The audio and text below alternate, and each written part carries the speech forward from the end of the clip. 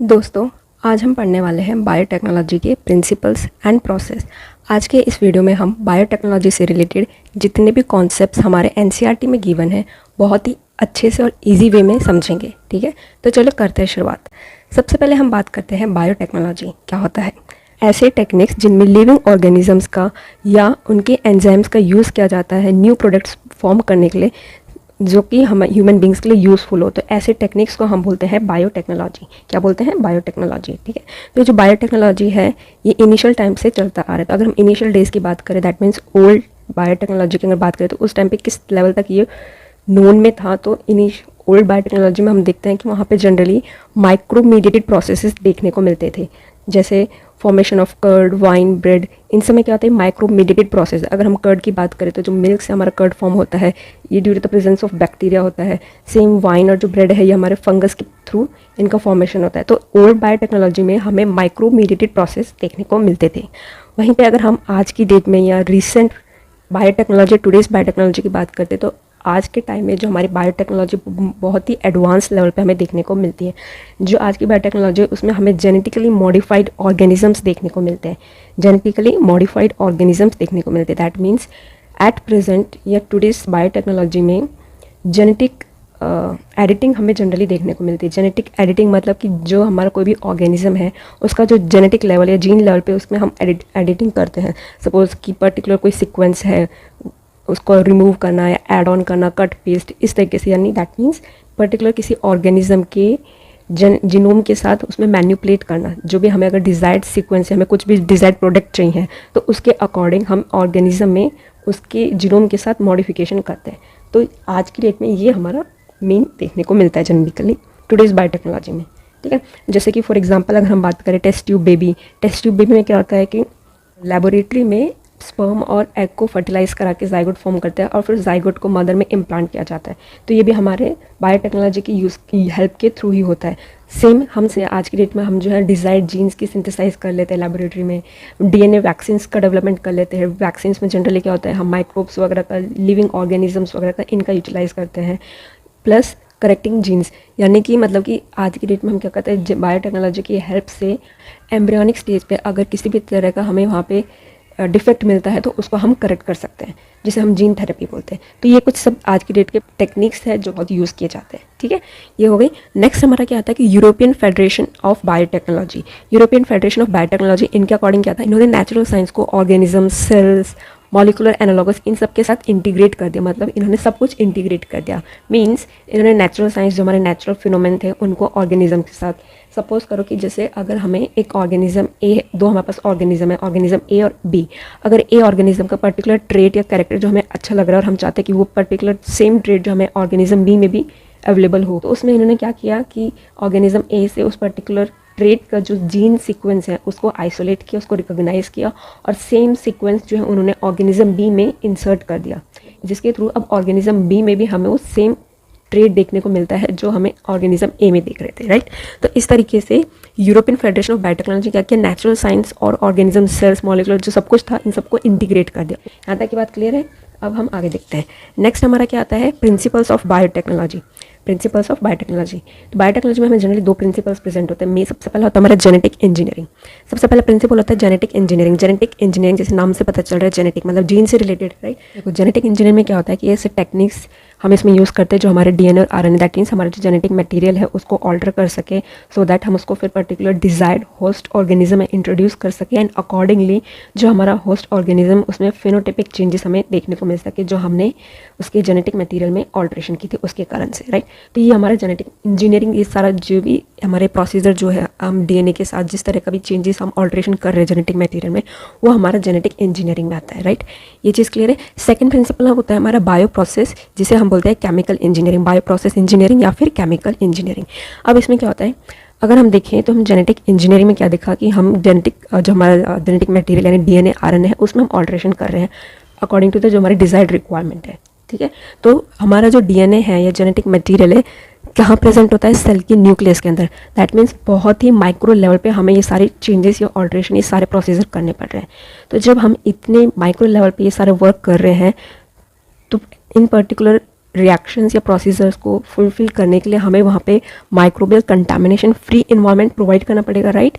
हमें क्या करना पड़ेगा, उन्हें microbial contamination free environment provide करना पड़ेगा या स्टीराइल इन्वायरमेंट प्रोवाइड करना पड़ेगा, सो दैट हम जो हमारे डिजायर्ड माइक्रोब है उनको लार्ज स्केल पे ग्रो करा सके। जैसे कि फॉर एग्जांपल हम जो एंटीबायोटिक्स फॉर्म होते हैं या वैक्सीन फॉर्म होती है, पर्टिकुलर कोई एंजाइम्स डिजायर्ड एंजाइम्स फॉर्म होती है, तो जब भी इस तरह का जब प्रोडक्ट्स का फॉर्मेशन होता है ऑन अ लार्ज स्केल, तब हमें microbial contamination free environment provide करना पड़ता है, राइट। तो वही हमारा सेकेंड प्रिंसिपल हो जाता है बायोटेक्नोलॉजी का, क्या, केमिकल इंजीनियरिंग, जिसको हम बायो प्रोसेस इंजीनियरिंग भी बोलते हैं।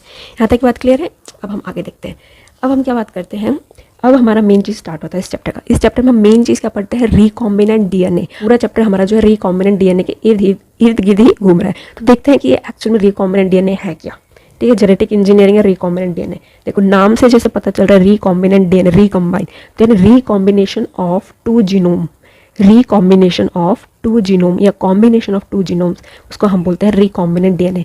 सपोज दो ऑर्गेनिजम्स लिए, ये एक ऑर्गेनिज्म का डीएनए, दूसरा ऑर्गेनिज्म का डीएनए, हमने क्या कर दिया, इन दोनों ऑर्गेनिजम्स के डीएनए को हमने कंबाइन करके एक सिंगल डीएनए फॉर्म किया। तो वो जो सिंगल डीएनए बना वो हमारा हो गया रिकॉम्बिनेंट डीएनए, जिसे हम आरडीएनए के नाम से भी रिप्रेजेंट करते हैं। जिससे हम इसको डिनोट करते हैं आरडीएनए के फॉर्म में भी हम इसे डिनोट करते हैं। आर हमारा स्टैंड करता है रिकॉम्बिनेंट डीएनए। यहाँ तक की बात क्लियर हो गई। चलो अब आगे देखते हैं। अब सबसे पहली बात तो आती है कि हमें रिकॉम्बिनेंट डीएनए की जरूरत क्यों पड़ती है। देखो जैसे हमने पढ़ा था कि जेनेटिक इंजीनियरिंग में हम क्या करते हैं, हम जेनेटिक मटेरियल जो है उसमें ऑल्ट्रेशन करते हैं, फिर उसको होस्ट बॉडी के अंदर जो है इंसर्ट करते हैं, और फिर जो भी हमने ऑल्ट्रेशन किए उसके अकॉर्डिंग होस्ट के जो फिनोटाइपिक चेंजेस हमें देखने को मिलते हैं। तो दैट मीन्स रिकॉम्बिनेंट डीएनए हम इसीलिए फॉर्म करते हैं कि जो भी हमें डिजायर्ड जीनोम है, जो भी डिजायर्ड ट्रेट हमें चाहते हैं कि पर्टिकुलर ऑर्गेनिज्म में एक्सप्रेस हो, तो उसके लिए हम रिकॉम्बिनेंट डीएनए फॉर्म करते हैं। यहाँ तक बात क्लियर है। तो चलो देखते हैं कुछ स्टेप्स होते हैं। सबसे पहले क्या आता है, सपोज करो हमारा ह्यूमन डीएनए, इस ह्यूमन डीएनए में से हमें ये हमारी जो सीक्वेंस है ये हमारे होता है जीन ऑफ इंटरेस्ट, जिसका हमें ज़रूरत है, जिसके बट ये हमारी पर्टिकुलर सीक्वेंस है जिसकी हमें रिक्वायरमेंट है, इसकी हमें नंबर ऑफ कॉपीज जनरेट करनी है, सो दैट हम इसका जो प्रोडक्ट फॉर्म होगा इससे उसको हम लार्ज स्केल पे प्रोड्यूस कर सके, राइट। तो हमारा जीन ऑफ इंटरेस्ट इस पूरे ह्यूमन डीएनए में से ये है, तो इसको हम कट कर लेंगे। ठीक है, ये चीज़ पहले हमने देख ली। तो हमने जो हमारा जीन ऑफ इंटरेस्ट है ह्यूमन डीएनए में से उसको हम कट कर लेते हैं, आइसोलेट करते हैं। आइसोलेट किससे करते हैं, with the help of restriction enzyme, with the help of restriction enzymes. Restriction enzymes जो होते हैं ये मॉलिकुलर सीजर्स होते हैं। रेस्ट्रिक्शन एंजाइम्स जो होते हैं मॉलिकुलर सीजर्स होते हैं। ये क्या करेंगे, ह्यूमन डीएनए में जो हमारी स्पेसिफिक सीक्वेंस है जीन ऑफ इंटरेस्ट है उसको कट कर देंगे। तो हमारी ह्यूमन डीएनए से हमें जीन ऑफ इंटरेस्ट मिल गई, राइट, जिसकी मेन हमें ज़रूरत थी। अब हमें इसकी नंबर ऑफ कॉपीज चाहिए, इसी से हमें आगे का काम करना है। अब हमें क्या चाहिए, अब हमें एक वेक्टर चाहिए जिसमें हम अपना जीन ऑफ इंटरेस्ट जो है इंसर्ट कर सके, और वेक्टर हमारे इस पर्टिकुलर जीन ऑफ सीक्वेंस को होस्ट ऑर्गेनिज्म में ट्रांसफर करेगा, राइट। ये चीज़ें हमने देखी ना। तो हमें वेक्टर जो होता है, वेक्टर्स जनरली क्या होते हैं, देखो वेक्टर्स क्या होता है, वेक्टर्स की अगर हम बात करें तो मॉलिकुलर ट्रांसपोर्टर्स आप बोल सकते हो। तो वेक्टर्स जो होते हैं ये ऐसे ट्रांसपोर्टर्स होते हैं जो हमारे जीन ऑफ इंटरेस्ट या डीएनए सीक्वेंस या डीएनए मॉलिक्यूल्स को ट्रांसपोर्ट करते हैं होस्ट ऑर्गेनिजम्स में, राइट। तो वो हमारे वेक्टर्स होते हैं। ऐसे ऑर्गेनिजम्स आप बोल सकते हो या ऐसे मटेरियल्स जो हमारे डीएनए को होस्ट ऑर्गेनिज्म के अंदर ट्रांसपोर्ट करें उन्हें हम वेक्टर बोलते हैं। तो जनरली वेक्टर के फॉर्म में हम प्लाज्मिड को यूज़ करते हैं, एज अ वेक्टर हम प्लाज्मिड को यूज़ करते हैं। प्लाज्मिड क्या होता है, अगर आप प्लाज्मिड क्या होता है, तो प्लाज्मिड क्या है, जो हमारे बैक्टीरिया सेल्स होते हैं उनके अंदर एक्स्ट्रा सर्कुलर डीएनए प्रेजेंट होता है। जो हमारे बैक्टीरिया होता है उनमें एक्स्ट्रा सर्कुलर डीएनए प्रेजेंट होता है जिसे हम बोलते हैं प्लाज्मिड, राइट, जिसे बोलते हैं प्लाज्मिड। तो यहाँ पे हमने human DNA gene of interest isolate कर लिया, ठीक है, with the help of restriction enzyme. Same way में हम बैक्टीरिया में से प्लाज्मिड को आइसोलेट कर लेंगे। अब क्या करेंगे, जो सेम रेस्ट्रिक्शन एंजाइम हमने ह्यूमन डीएनए जो जीन ऑफ इंटरेस्ट के लिए यूज़ किया था उसी रेस्ट्रिक्शन एंजाइम को हम प्लाज्मिड के लिए यूज़ करेंगे। तो प्लाज्मिड में क्या करेगा, वो restriction enzyme, same restriction enzyme वही सीक्वेंस जो उसने जीन ऑफ इंटरेस्ट में फाइंड की थी उसी सीक्वेंस को प्लाज्मिड में आइडेंटिफाई करेगा और फिर वहाँ पर से कट कर देगा सेम सीक्वेंस पे, राइट। जो कट प्लाज्मिड है उसकी हमारे जीन ऑफ इंटरेस्ट जो सीक्वेंस है उनके साथ उनकी जॉइनिंग हो जाएगी इस तरीके से। ये हमारा प्लाज्मिड हो गया और हमारा जीन ऑफ इंटरेस्ट हो गया, इनके क्या हो जाए, जॉइनिंग हो जाए। जॉइनिंग किसके थ्रू होगी, लाइगेज एंजाइम के थ्रू। लाइगेज एंजाइम हमारा मॉलिक्यूलर ग्लू होता है, ये जॉइनिंग का काम करता है। तो हमारा जो हमारा जीन ऑफ इंटरेस्ट वो प्लाज्मिड के साथ ज्वाइन हो जाएगा with the help of ligase enzyme. अब ये जो मॉलिक्यूल बना, अब ये जो हमारा डीएनए बना है, ये हमारा ये जो डीएनए बना है इसको हम बोलते हैं रिकॉम्बिनेंट डीएनए। क्या बोलते हैं, रिकॉम्बिनेंट डीएनए, क्योंकि यहाँ पे हमारा gene of interest human genome की सीक्वेंस आ रही है प्लस प्लाज्मिड का डीएनए आ रहा है, तो दो डिफरेंट जीनोम्स मिलकर हमारा एक कॉमन जीनोम बना रहे हैं, तो इसे हम बोलते हैं रिकॉम्बिनेंट डीएनए और आरडीएनए, राइट, या इसको प्लाज्मिड डीएनए भी आप बोल सकते हो। अभी हमारा प्लाज्मिड डीएनए बन गया। अब हमें क्या करना है, अब इस प्लाज्मिड डीएनए को या जो हमारा आरडीएनए, इसको हमें एक होस्ट ऑर्गेनिज्म के अंदर ट्रांसपोर्ट करना है सो दैट वो उस पर्टिकुलर होस्ट ऑर्गेनिज्म के अंदर ये सेल्फ रेप्लिकेट कर सके और इसके नंबर ऑफ कॉपीज़ बना सके और जो हमारा फाइनल प्रोडक्ट है वो प्रोड्यूस कर सके जिसकी हमें रिक्वायरमेंट, राइट। तो अब ये क्या क्या है, जो हमारा रिकॉम्बिनेंट डीएनए है इसको हमने होस्ट, हमने बैक्टीरिया ले लिया, ई कोलाई बैक्टीरिया ले लिया फॉर एग्जांपल, उसमें अब इसको हम ट्रांसपोर्ट कर देते हैं। हमारा जो आरडीएनए है उसको हम होस्ट ऑर्गेनिज्म के अंदर ट्रांसपोर्ट कर देते हैं। तो ये जो प्रोसेस है आर रिकॉम्बिनेंट डीएनए को होस्ट ऑर्गेनिज्म के अंदर ट्रांसपोर्ट करने का, उस प्रोसेस को हम बोलते हैं ट्रांसफॉर्मेशन। और जिस होस्ट ऑर्गेनिज्म में आरडीएनए ट्रांसपोर्ट हो रहा है ऑर्गेनिज्म को हम बोलते हैं ट्रांसफॉर्मेंट, उस प्रोसेस को बोलते हैं ट्रांसफॉर्मेशन और ऑर्गेनिज्म को हम बोलते हैं ट्रांसफॉर्मेंट, जिसके अंदर हमारा रिकॉम्बिनेंट डीएनए एंटर करता है। यहाँ तक बात क्लियर है। तो ये हमारा बेसिक जो है रिकॉम्बिनेंट डीएनए का प्रोसीजर होता है, ठीक है। अब हम बात करते हैं कि सबसे पहला रिकॉम्बिनेंट डीएनए किसने बनाया और कब बना। सबसे पहला रिकॉम्बिनेंट डीएनए किसने बनाया और कब बना, तो स्टेनली कोहेन एंड हर्बर्ट बोयन ने 1972 में फर्स्ट रिकॉम्बिनेंट डीएनए बनाया। स्टेनली कोहेन एंड हर्बर्ट बोयन ने 1972 में फर्स्ट रिकॉम्बिनेंट डीएनए बनाया, ठीक है। इन्होंने कैसे बनाया, देखो इन्होंने क्या किया, एक बैक्टीरिया है सल्मोनेला टाइफीम्यूरियम, सल्मोनेला टाइफीम्यूरियम का इन्होंने प्लाज्मिड जो है आइसोलेट कर लिया, प्लाज्मिड आइसोलेट कर लिया, प्लस इन्होंने क्या किया, एंटीबायोटिक रेसिस्टेंट जीन्स जो है यानी जो इनका जीन ऑफ इंटरेस्ट, इनका जो डिज़ायर्ड जीन है वो भी इन्होंने आइसोलेट कर लिया। क्या है वो, एंटीबायोटिक रेसिस्टेंट जीन्स जो है ये इन्होंने आइसोलेट कर ली। अब इन्होंने क्या किया, अब इन्होंने एक बीकर ले लिया, सपोज एक बीकर लिया, उसमें इन्होंने अपना प्लाज्मिड ऐड कर दिया, जो सल्मोनेला टाइफीम्यूरियम बैक्टीरिया से इन्होंने तो प्लाज्मिड आइसोलेट किया था वो ऐड कर दिया, एंटीबायोटिक रेसिस्टेंट जीन्स जो इन्होंने आइसोलेट कर रखी थी वो ऐड कर दी, प्लस उसमें रेस्ट्रिक्शन एंजाइम ऐड कर दिया, प्लस डीएनए लाइगेज ऐड कर दिया, राइट। रेस्ट्रिक्शन एंजाइम अभी हमने देखा था, रेस्ट्रिक्शन एंजाइम क्या करेगा, common restriction enzyme for both antibiotic resistant genes and salmonella typhimurium का जो हमने प्लाज्मिड लिया है उसके लिए। तो जो कॉमन रेस्ट्रिक्शन एंजाइम है उन दोनों पे कट लगा देगा, ठीक है, जो भी सेम सीक्वेंस उन पे देख के वहाँ पे कट लगा देगा और डीएनए लाइगेज क्या कर देगा, उन दोनों को ज्वाइन कर देगा, जोड़ देगा, ठीक है। तो जब ज्वाइन हो जाएगा तो उसके बाद हमारा रिकॉम्बिनेंट डीएनए बन जाएगा, उसके बाद हमारा रिकॉम्बिनेंट, तो ये हमारा हो गया first recombinant DNA, first recombinant DNA. अब ये जो हमारा प्लाज्मिड है, रिकॉम्बिनेंट प्लाज्मिड आप जैसे बोल सकते हो, अब इसको हम क्या करेंगे, एक होस्ट ऑर्गेनिज्म में ट्रांसफर करेंगे, ठीक है। तो यहाँ पर इन्होंने host organism as a E coli को यूज़ किया, होस्ट ऑर्गेनिज्म के लिए इन्होंने ई कोलाई को यूज़ किया। ई कोलाई जो होता है ये इसमें किसी भी एंटीबायोटिक के लिए कोई रेसिस्टेंस प्रेजेंट नहीं होती है, ठीक है। जो हमारा ई कोलाई होता है इसमें किसी भी एंटीबायोटिक के लिए किसी भी तरह की कोई रेसिस्टेंस प्रेजेंट नहीं होती है। तो फिर क्या, ये जो हमारा रिकॉम्बिनेंट प्लाज्मिड जो फॉर्म हुआ था और प्लाज्मिड जो फॉर्म हुआ इन्होंने ई कोलाई में ट्रांसफ़र किया, ठीक है। तो ये ट्रांसफॉर्मेशन हो गया और जो हमारा ई कोलाई जिसमें हमारा रिकॉम्बिनेंट डीएनए प्रेजेंट है वो हमारा ट्रांसफॉर्मेंट फॉर्म हो गया। अब ये जो हमारा ई कोलाई है ये कैसा है, ये एंटीबायोटिक रेसिस्टेंट ई कोलाई है। पहले non antibiotic resistant E coli था, अब ये इसमें हमने प्लाज्मिड एंटर करा दिया, हमारा रिकॉम्बिनेंट डीएनए एंटर करा दिया, उसके बाद ये हमारा antibiotic resistant E coli form हो गया, राइट। तो इस तरीके से हमारा ये फर्स्ट रिकॉम्बिनेंट डीएनए जो है फॉर्म हुआ था, फर्स्ट रिकॉम्बिनेंट डीएनए जो है आइसोलेट हुआ था। अब जैसे कि हमारा बेसिक कॉन्सेप्ट जो है रिकॉम्बिनेंट डीएनए के रेस्पेक्ट में समझ आ चुका है कि मेन उसमें हमारा क्या है कि डिजायर्ड डीएनए जो हमारा उसको आइसोलेट करो, उसके लिए फिर स्पेसिफिक होस्ट वेक्टर जो है वो आइसोलेट करो, फिर डिजायर्ड डीएनए जो है हमारा उसको वेक्टर में इंसर्ट करो तो हमारा रिकॉम्बिनेंट डीएनए बन जाएगा, फिर उस रिकॉम्बिनेंट डीएनए को स्पेसिफिक होस्ट ऑर्गेनिज्म में ट्रांसफॉर्म करो, ट्रांसफॉर्मेंट हो जाएगा, फिर उसके नंबर ऑफ कॉपीज जो है जनरेट करो और उसके जो हमारे प्रोडक्ट्स फॉर्म होंगे उसको आइसोलेट करो। तो ये मेन हमारा रिकॉम्बिनेंट डीएनए का प्रोसीजर होता है। अब क्या होता है जो हमारा रिकॉम्बिनेंट डीएनए उसमें कुछ टूल्स जो यूज़ होते हैं वो कौन कौन से हैं वो देखते हैं। तो सबसे पहले हम बात करें तो हमें पता है कि डिजायर्ड डीएनए तो हमारा यूज़ होता है, उसके अलावा और क्या क्या चीज़ होती है। सबसे पहला था हमारा रेस्ट्रिक्शन एंजाइम जो हम बात करें वो यूज़ होता है, वेक्टर यूज़ होता है और होस्ट, ये तीन मेन हमारे टूल्स होते हैं रिकॉम्बिनेंट डीएनए के। तो एक एक हम थोड़ा सा डिटेल में पढ़ेंगे। सबसे पहले हम बात करते हैं रेस्ट्रिक्शन एंजाइम की। रेस्ट्रिक्शन एंजाइम को हम क्या बोलते हैं, मॉलिक्यूलर सीजर्स बोलते हैं, है ना। रेस्ट्रिक्शन एंजाइम को मॉलिक्यूलर सीजर्स बोलते हैं। अब पॉइंट आता है कि ये मतलब कैसे आइडेंटिफाई, सबसे पहले किस तरीके से आइडेंटिफाई होता है कि मॉलिक्यूलर सीजर्स क्या होते हैं। टीरियोफाज जो है एक तरह का वायरस है जो कि बैक्टीरिया को इन्फेक्ट करता है, ठीक है। तो ई कोलाई, तो हमने साइंटिस्ट लोगों ने क्या देखा कि जो ई कोलाई है उसमें दो तरह के एंजाइम्स प्रेजेंट होते हैं। ई कोलाई बैक्टीरिया में दो तरह के एंजाइम्स प्रेजेंट होते हैं जो कि बैक्टीरियोफाज की ग्रोथ को रेस्ट्रिक्ट करते हैं। ई कोलाई में दो तरह के एंजाइम्स प्रेजेंट होते हैं जो कि बैक्टीरियोफाज की ग्रोथ को रेस्ट्रिक्ट करते हैं या प्रिवेंट करते हैं। तो किस तरीके से होता है, एक एंजाइम क्या करता है, जो बैक्टीरिया है ई कोलाई उसका जो डीएनए है उसमें मिथाइल ग्रुप्स ऐड करता है। एक दो में से एक एंजाइम क्या करता है, जो ई कोलाई है उसी के डीएनए में मिथाइल ग्रुप ऐड करता है जिसे हम मिथाइलेज एंजाइम बोलते हैं, ठीक है। मिथाइलेज ऐड कर दिया। दूसरा एंजाइम क्या करता है, जो बैक्टीरियोफाज है उसके डीएनए को, उसके जेनेटिक मटेरियल को कट करता है। जो दूसरा एंजाइम है बैक्टीरियोफाज के जेनेटिक मटेरियल को कट करता है। तो उस एंजाइम को हम बोलते हैं, उस सेकंड एंजाइम को हम बोलते हैं रेस्ट्रिक्शन एंडोन्यूक्लियस। तो यहाँ से ये टर्म जनरेट हुई, रेस्ट्रिक्शन एंडोन्यूक्लियस। तो restriction endonuclease particular type of enzyme होती है जो कि डीएनए को कट करती है। यहाँ तक बात क्लियर हो गई है, आगे बढ़ते हैं। तो फर्स्ट रेस्ट्रिक्शन एंडोन्यूक्लियस या फर्स्ट रेस्ट्रिक्शन एंजाइम जो आइसोलेट हुई थी वो कौन सी होती है? हमारी हिंद सेकंड होती है। फर्स्ट रेस्ट्रिक्शन एंजाइम हमारी क्या है? हिंद सेकंड। हिंद सेकंड क्या करती है? जो हमारी रेस्ट्रिक्शन एंजाइम है ये क्या करती है? डीएनए सीक्वेंस पे पर्टिकुलर 6 बेस पेयर्स की एक सीक्वेंस है उसको रिकॉग्नाइज करती है, स्पेसिफिक 6 बेस पेयर की सीक्वेंस को रिकॉग्नाइज करती है, उस पर कट प्रोड्यूस करती है Hind second, right. More than 900 restriction enzymes जो है अबाउट 230 स्ट्रेन्स ऑफ बैक्टीरिया से जो है आइसोलेट की गई हैं अब तक की डेट में, ठीक है। यहाँ तक बात क्लियर है।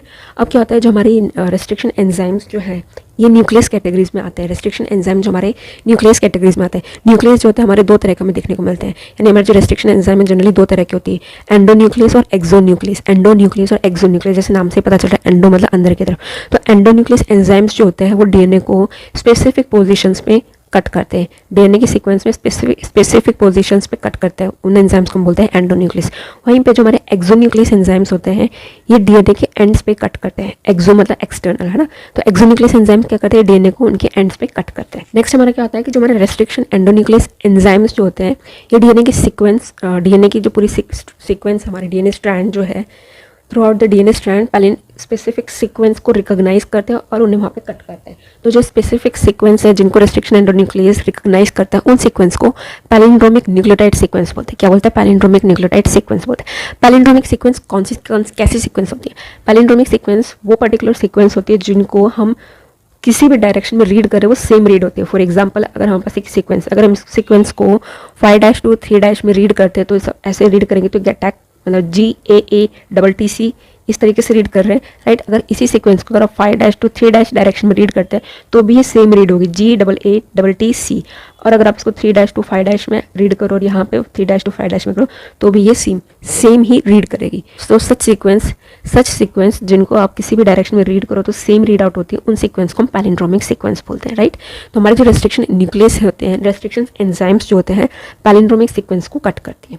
यहाँ तक की बात क्लियर हो गई। अब आगे देखते हैं। अब जो हमारे रेस्ट्रिक्शन एंजाइम्स डीएनए सीक्वेंस को कट करती हैं तो दो टाइप के एंड्स हमें एक हमारा हो जाता है स्टिकी एंड हो जाता है, दूसरा हमारा होता है ब्लंट एंड होता है, ठीक है।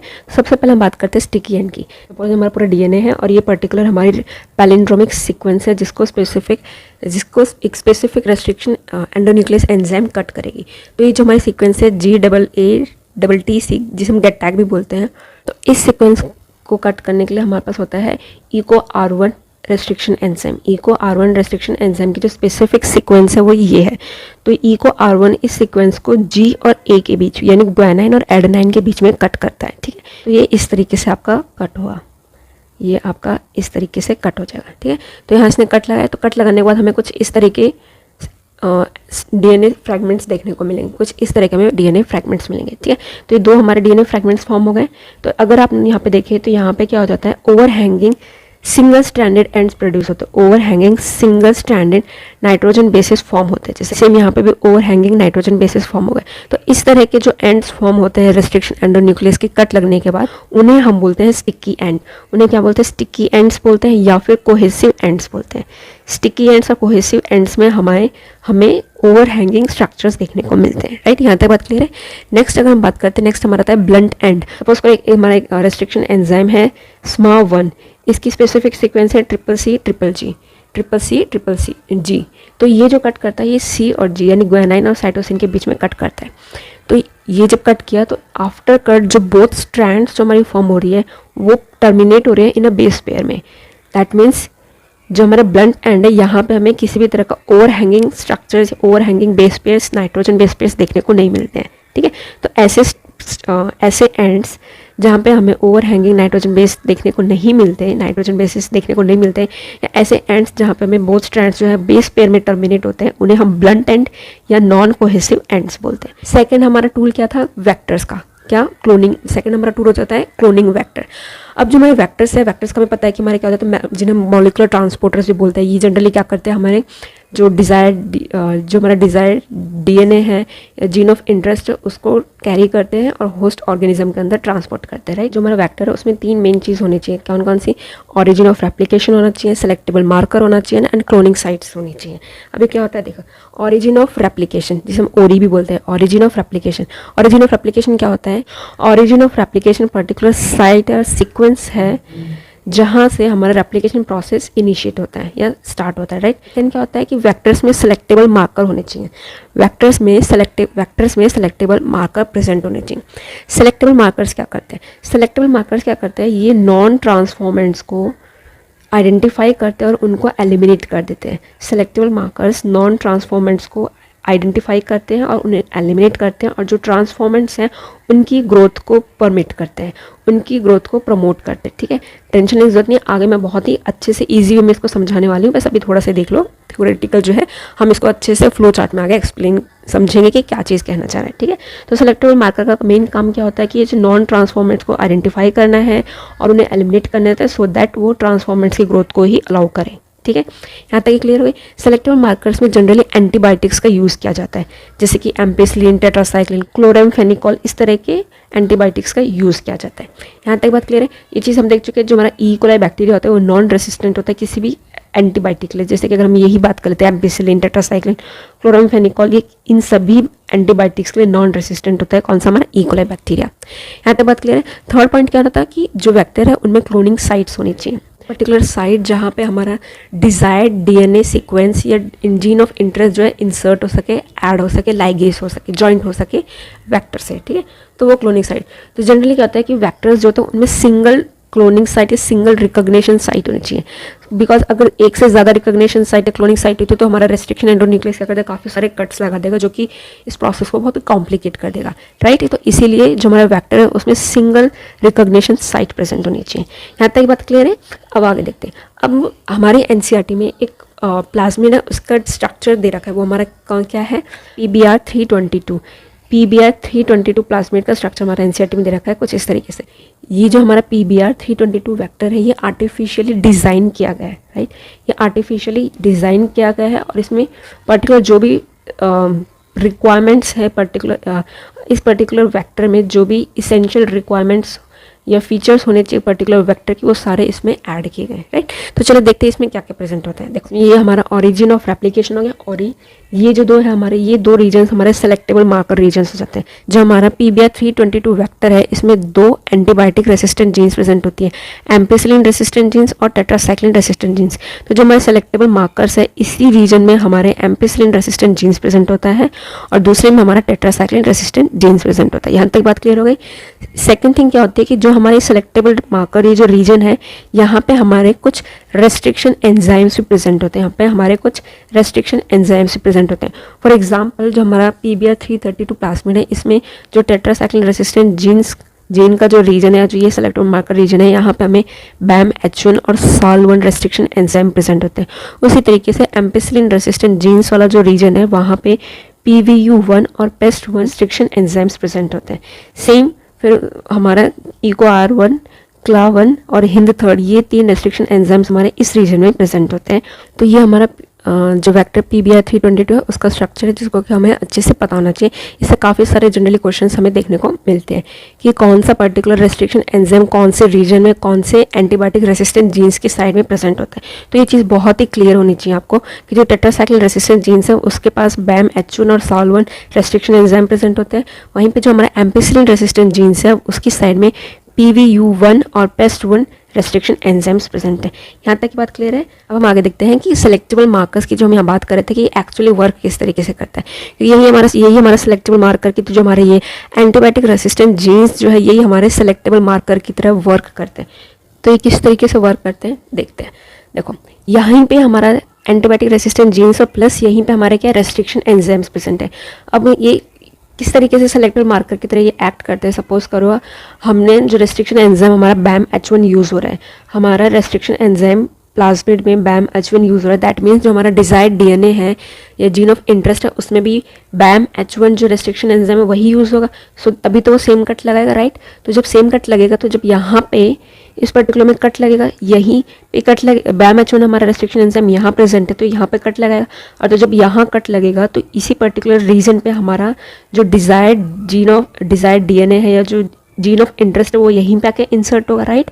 तो जो हमारा जीन ऑफ इंटरेस्ट इस पर्टिकुलर रीजन में आके इंसर्ट होगा तो ये क्या कर देगा, ये टेट्रासाइक्लिन रेसिस्टेंट जीन जो थी, टेट्रासाइक्लिन रेसिस्टेंट जीन की जो सीक्वेंस थी उसको क्या कर देगा, उसको ऑल्टर कर देगा, उसको डैमेज कर देगा, राइट। तो डैमेज हो जाएगा तो दैट मीन्स अब इस पर्टिकुलर वेक्टर में या इस पर्टिकुलर प्लाज्मिड में सिर्फ वर्किंग रेसिस्टेंट जीन्स हमारा कौन सा बच गया, ampicillin working antibiotic resistant genes बच गया, टेट्रासाइक्लिन रेसिस्टेंट जीन्स जो हमारा क्या डैमेज हो गया है ना।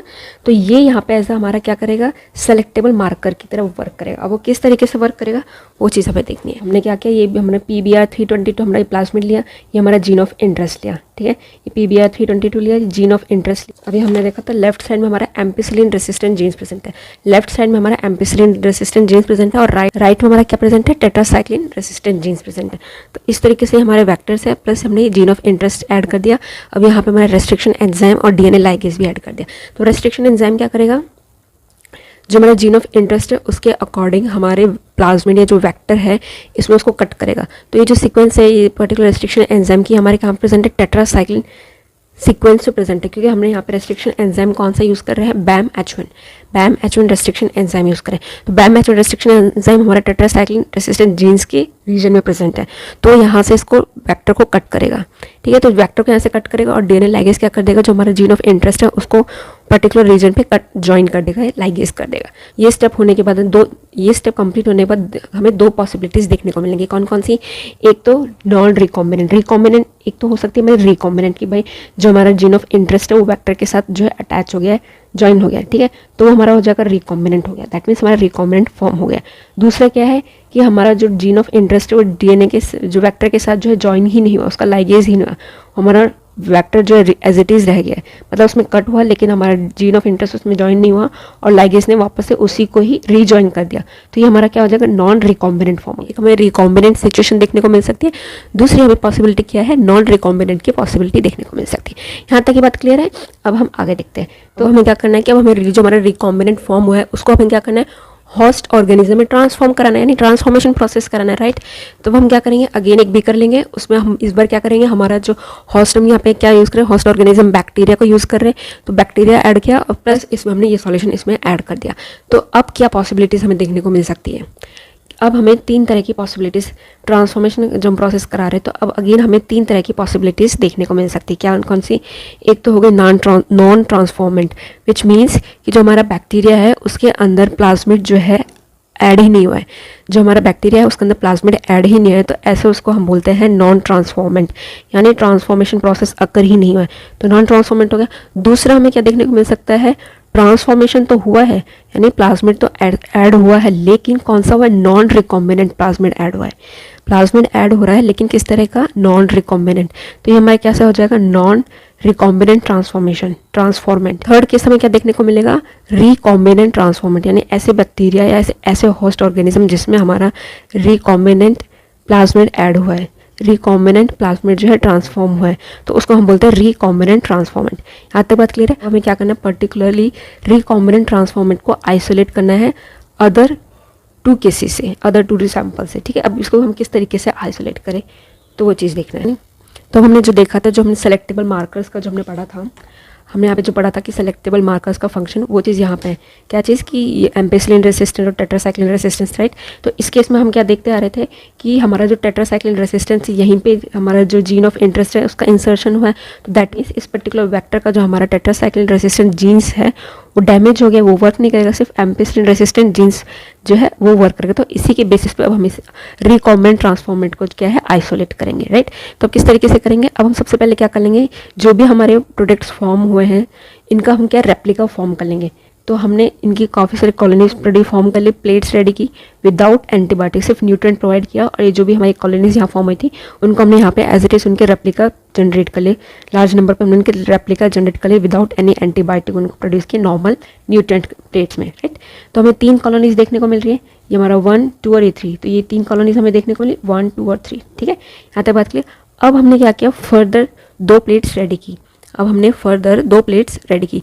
यहाँ न्यूट्रिएंट प्लेट में तो हमारे तीनों टाइप के जो बैक्टीरिया है वो ग्रो कर गए, बट इसमें से स्पेसिफिकली हमारा रिकॉम्बिनेंट ट्रांसफॉर्मेंट कौन सा है वो हमें आइसोलेट करना है, आइडेंटिफाई करना है। तो उसके लिए हमने फर्दर 2 एंटीबायोटिक प्लेट्स रेडी की, 2 एंटीबायोटिक प्लेट्स रेडी की।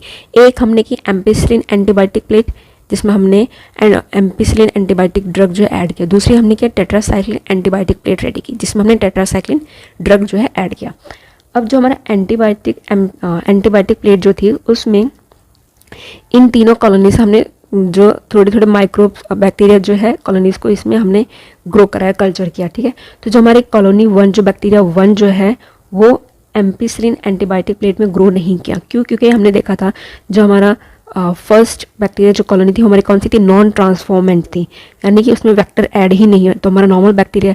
और हमने देखा था हमारे जो नॉर्मल बैक्टीरिया होते हैं, ई कोलाई लेके चल रहे हैं, तो हमारा जो नॉर्मल ई कोलाई बैक्टीरिया होता है उसमें किसी भी तरह की रेसिस्टेंस, एंटीबायोटिक रेसिस्टेंस प्रेजेंट नहीं होती है।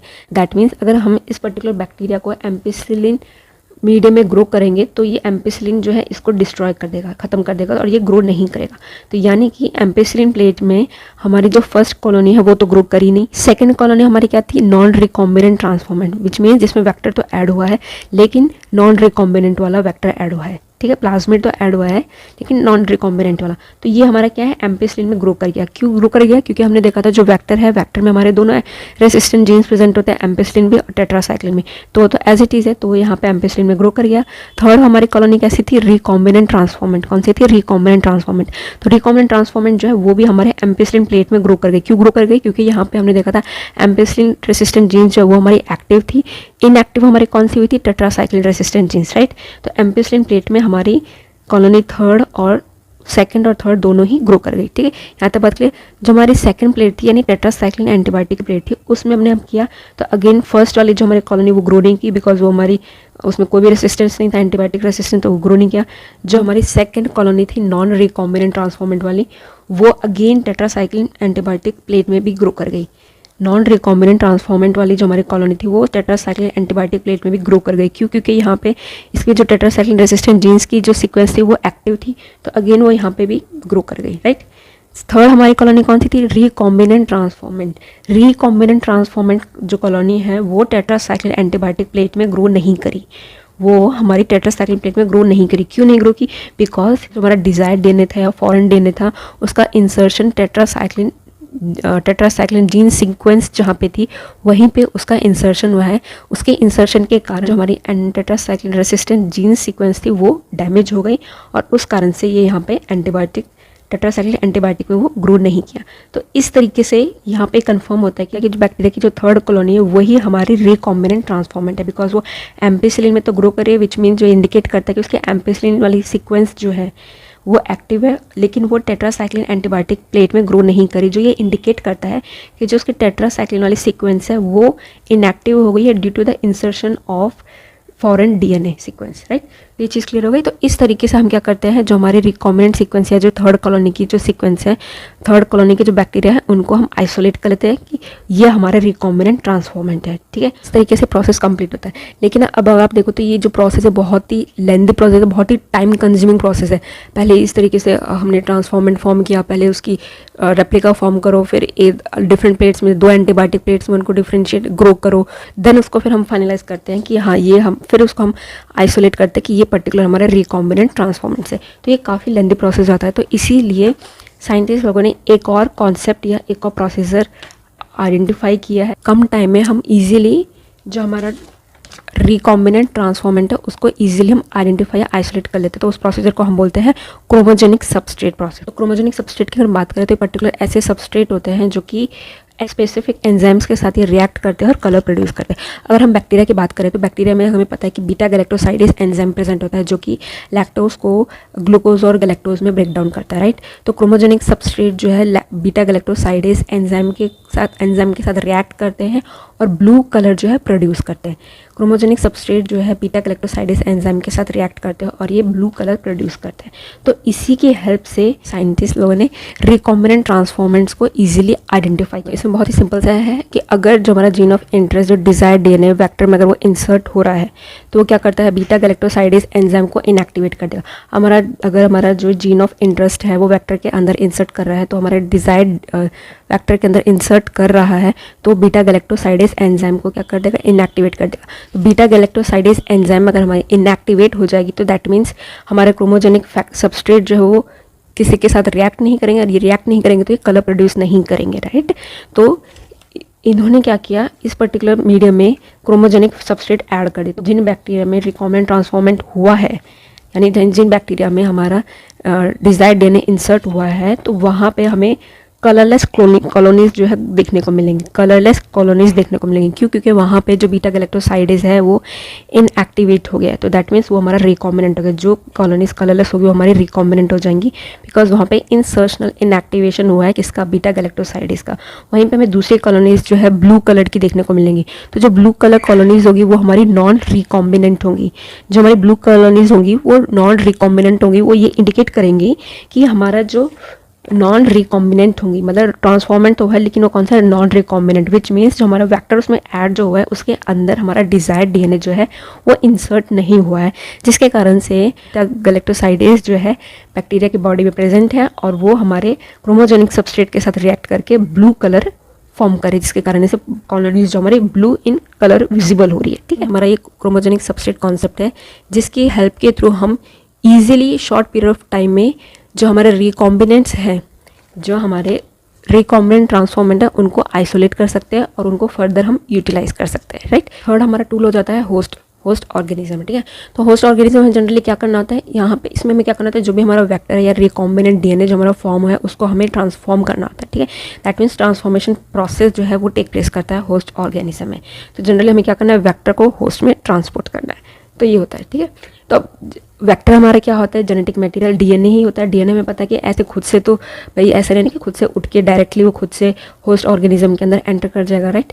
तो हमें मतलब प्रोसेस इसके लिए भी टेक्निक्स का हमें यूज़ करना पड़ेगा, डिफरेंट टेक्निक्स का इंसर्ट करने के लिए वेक्टर को होस्ट ऑर्गेनिज्म के लिए, राइट। जो हमारा डीएनए होता है नेगेटिव इन नेचर, तो सबसे पहले उसको हम डाइवैलेंट कैटायन कंडीशन प्रोवाइड करेंगे, विच मीन्स हमसे कैल्शियम, उसको हम कैल्शियम क्लोराइड के साथ रिएक्ट करेंगे जहाँ पे वो हमारे आयंस फॉर्म में ब्रेक हो जाएगा। कैल्शियम जो हमारा डाइवैलेंट फॉर्म में हो जाएगा तो कैल्शियम जो पॉजिटिव हो तो डीएनए के साथ जाकर बाइंड हो जाएगा, डीएनए के साथ जाके बाइंड हो जाएगा। अब क्या करेंगे, अब उसको हम हीट शॉक मेथड प्रोवाइड करेंगे।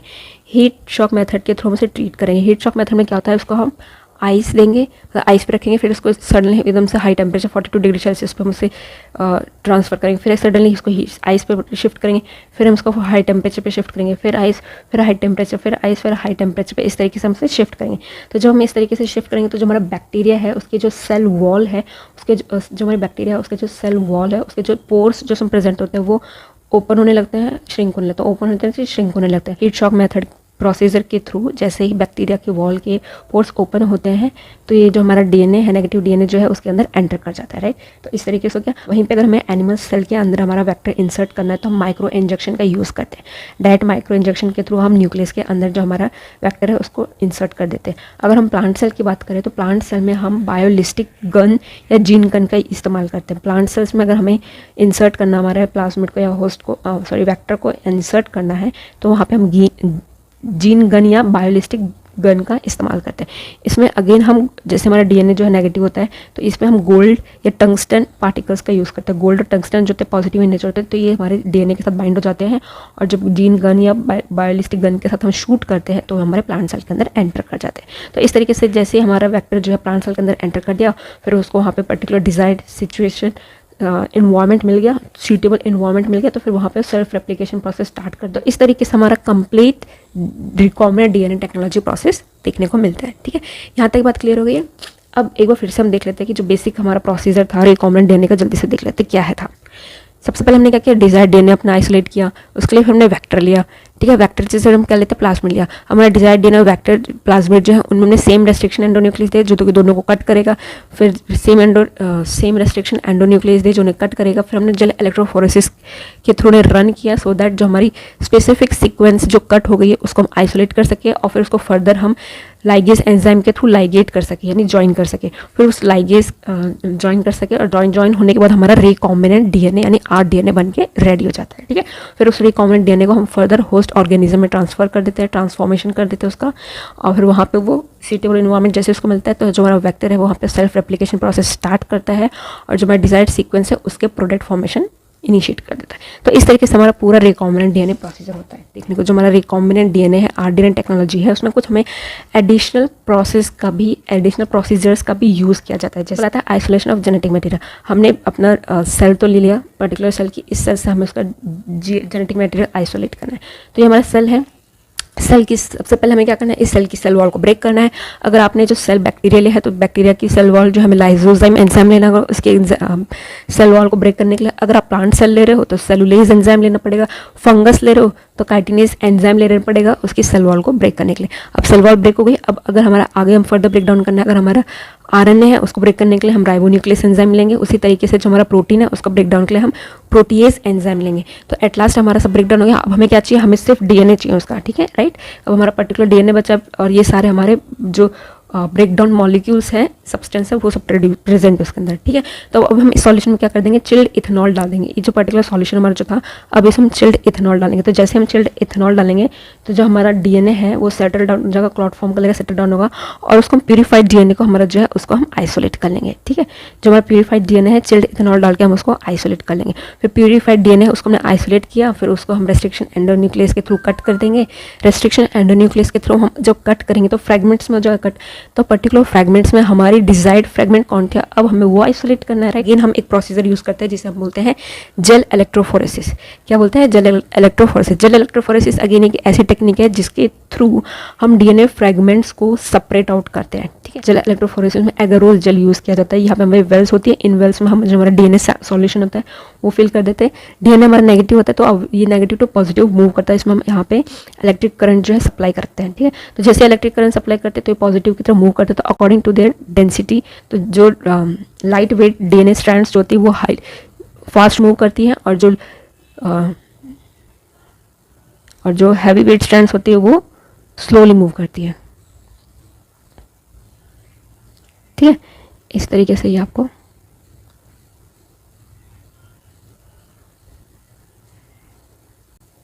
तो जो लाइट वेट स्ट्रैंड्स होती है वो बहुत फास्ट मूव करती है और जो हैवी वेट स्ट्रैंड्स होती है वो स्लोली मूव करती है। तो इसके थ्रू जेल इलेक्ट्रोफोरेसिस के थ्रू हमारे डीएनए फ्रैगमेंट्स को हम सेपरेट आउट कर लेते हैं। अब क्या होता है, डीएनए फ्रैगमेंट्स को हम सेपरेट आउट करते हैं बट ये माइक्रो लेवल पे तो नेक्ड आई से विजिबल नहीं होते, तो इसमें हम डीएनए स्ट्रैंड्स को विजिबल वो करने के लिए हम तो डीएनए स्ट्रैंड्स को जो हमारे डीएनए है उसको हम स्टेन करते हैं इथिडियम ब्रोमाइड से।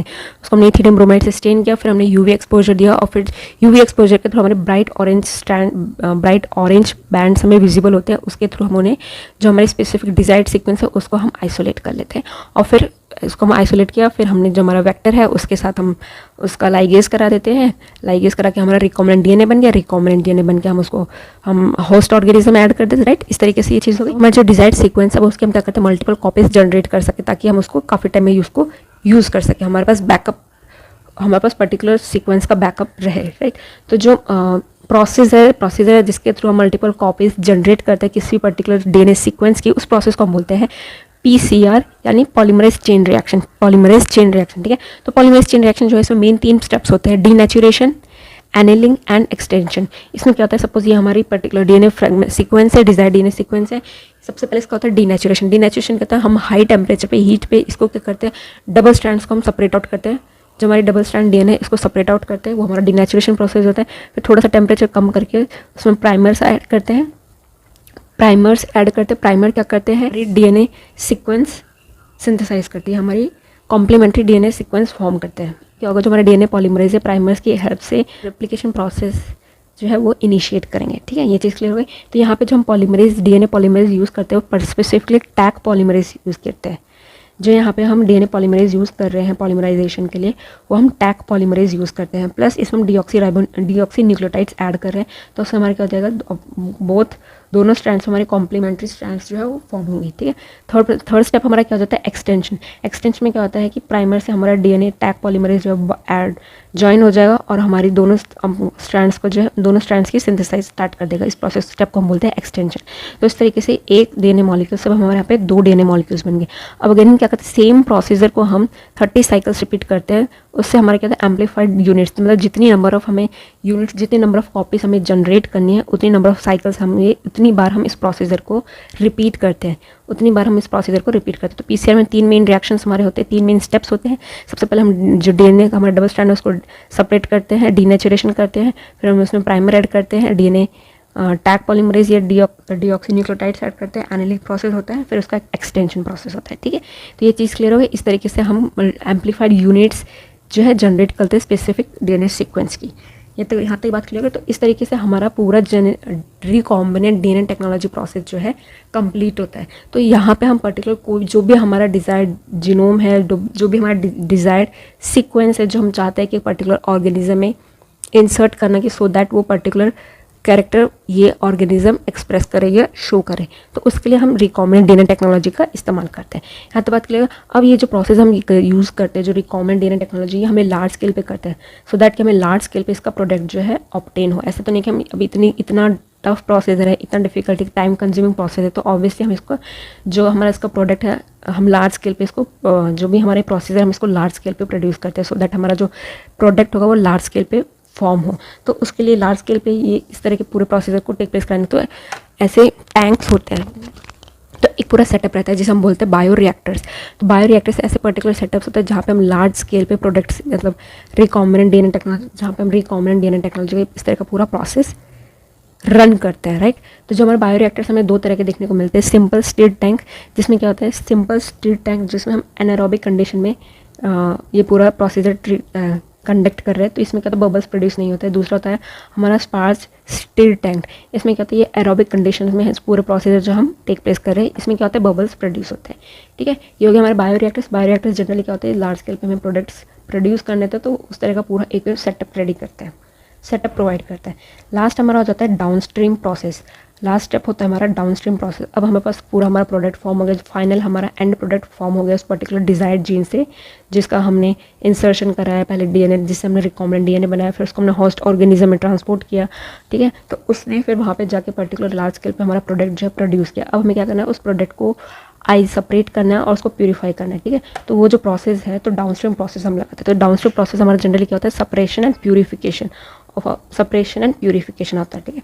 तो डाउनस्ट्रीम प्रोसेस के थ्रू हम हमारा डिजायर्ड प्रोडक्ट जो हमारा प्रोडक्ट फॉर्म हुआ है उसको सेपरेट आउट कर लेते हैं और प्यूरीफाई कर लेते हैं। तो यहाँ पे हमारे बायोटेक्नोलॉजी के सारे प्रिंसिपल्स और प्रोसेस कंप्लीट होते हैं। आई होप ये लेक्चर आपके लिए बहुत यूजफुल रहा होगा। If you like my video then please like, share and subscribe my channel.